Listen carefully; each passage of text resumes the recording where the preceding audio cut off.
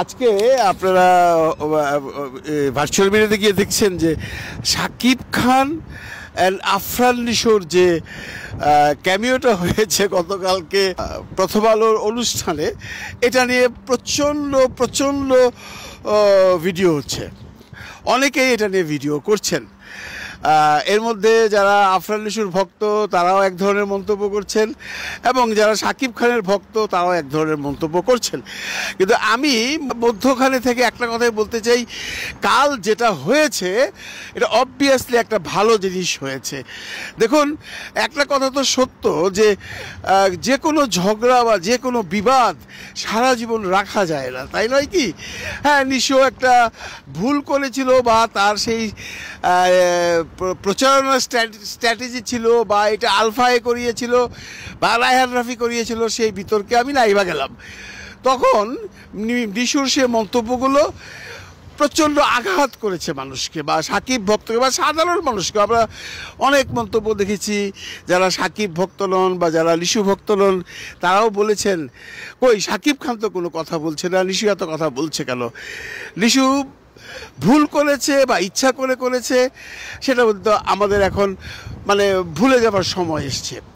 আপনার সাথে কারো যদি সম্পর্ক খারাপ হয়ে যায়, আপনার এলাকায় হোক, আপনার স্কুল জীবনে হোক, বা যে কোনো জায়গায় হোক, এবং কোনো এক সময় যদি সেই আপনার সাথে সম্পর্ক নষ্ট করা ব্যক্তিটি আপনার বাড়িতে আসে বা আপনার এলাকায় আসে, আপনার সাথে কথা বলতে চায় বা আপনার সাথে বসে এক কাপ চা খেতে চায়, আপনি কিন্তু তখন তাকে অ্যাভয়েড করতে পারবেন না। এটাই মানুষের ধর্ম।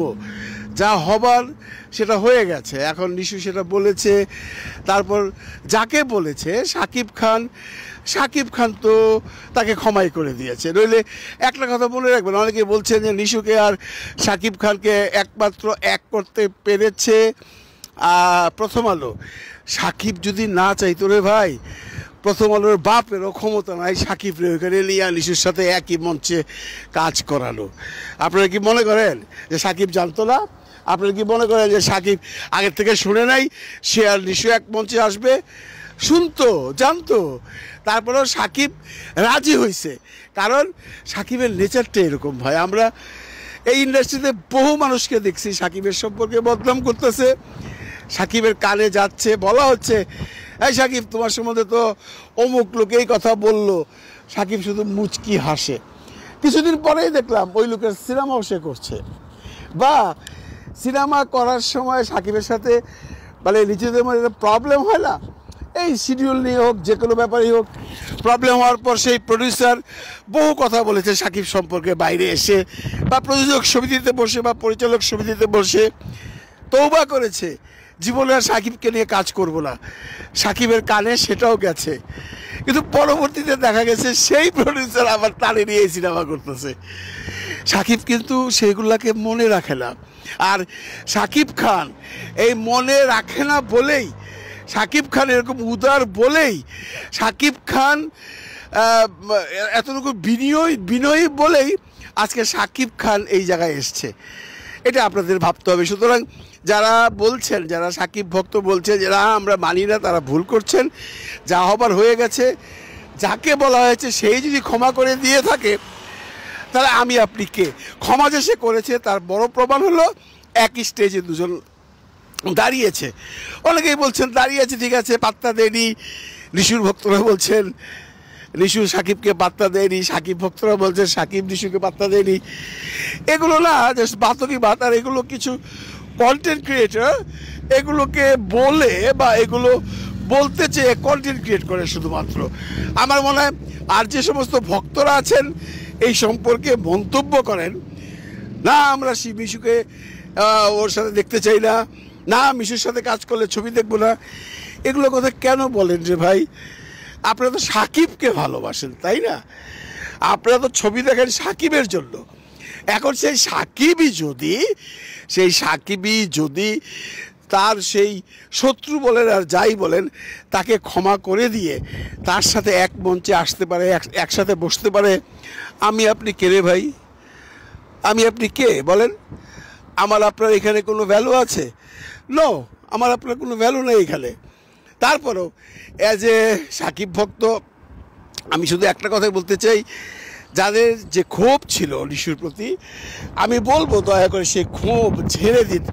কারণ যার প্রবলেম সে যেহেতু ক্ষমা করে দিয়েছে, আমরাও তাকে ক্ষমা করে দিই। আমরা চাই ভবিষ্যতে সাকিব নিশো যেন কাজও করে, এটা আমাদের মেনে নিতে হবে। কারণ আমরা কেউ এই কথা বলতে পারবো না সাকিব নিশো যদি কোনো ছবিতে কাজ করে সেই ছবি ভাই আমরা দেখবো না। এটা আমরা যদি বলি তাহলে বাতও কি বাত বলা হবে। আসলে আমরা দেখব, সবাই দেখব, কারণ আমরা দিন শেষে সাকিবের ভক্ত। সাকিব যদি নিশুর সাথে মিলেমিশে কাজ করতে চায় বা কাজ করতে পারে, তাহলে আমাদের দেখতে অসুবিধা কোথায়, তাই নয় কি? দেখুন এখন কথা উঠছে যে নিশু নাকি এই সিনেমায় কেমিও করবে। আমি আমি আমি বিশ্বাস করি না। এটা কেমিও করার জন্য করেনি, এইটা করেছে, আজকে এইটা করাতে সবচেয়ে বেশি লাভবান হয়েছে প্রথম আলো। কারণ প্রথম আলোর মতো একটা স্টেজ আজকে ওদেরকে এক করতে পেরেছে, এই ক্রেডিটটা প্রথম আলোর। এবং সেইটা করে একটা বিগ পাবলিসিটি পেয়ে গেছে, একটা বিরাট প্রচারণা তার সম্বন্ধে হচ্ছে, মানুষ প্রথম আলোকে নিয়ে আলোচনা করছে। এটা প্রথম আলোর একটা চাল। এখানে ছবির কোনো সম্পর্ক আছে কিনা আমি জানি না, থাকতেও পারে। অনেকে বলছেন নিশু ক্যামিও করবে, যদি করে অসুবিধা কোথায়, করুক। সাকিব যদি রাজি হয় করতে, তাহলে আমার আপনার কোনো অসুবিধা নেই, বা আমার আপনার কোনো অসুবিধা থাকা উচিত না বা বাঞ্ছনীয় নয়। তারপরে দেখুন এই যে টপিকসটা এখন এমনভাবে ছড়িয়েছে, দুইটা গ্রুপ দ্বিধাবিভক্ত ছিল। এই সাকিবিয়ান এবং নিশুর ভক্তরা বিভক্ত ছিল। আজকে এদের একসাথে থাকার পর বা একসাথে স্টেজে ওঠার পর একটা জিনিস পরিলক্ষিত হয়েছে, সবাই একটু নমনীয় হয়েছেন, সেটা নিশুর ভক্তই হোক আর সাকিবিয়ানরা হোক।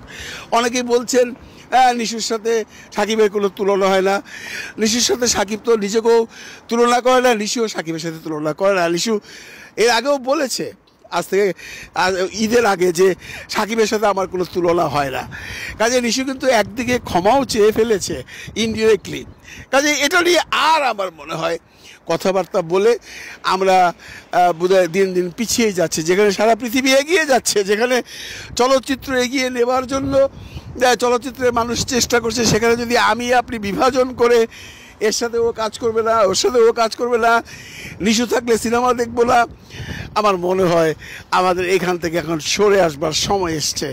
আমরা সবাই যদি এখন মিলে মিশে চলচ্চিত্রটাকে এগিয়ে নিয়ে যেতে চাই, তাহলে সাকিব নিশুর মতো আমাদের মনকেও উদার করতে হবে।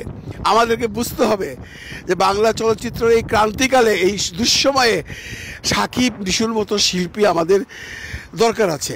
সাকিবের তো একটা জায়গা আছেই, নিশুর মতো শিল্পী যদি আসতে পারে, নিশুর মতো শিল্পী যদি দাঁড়াতে পারে, তাহলে হয়তোবা আমাদের চলচ্চিত্র আরও এগিয়ে যাবে। ভালো থাকবেন সবাই, ভালো রাখবেন সবাইকে। খোদা হাফেজ।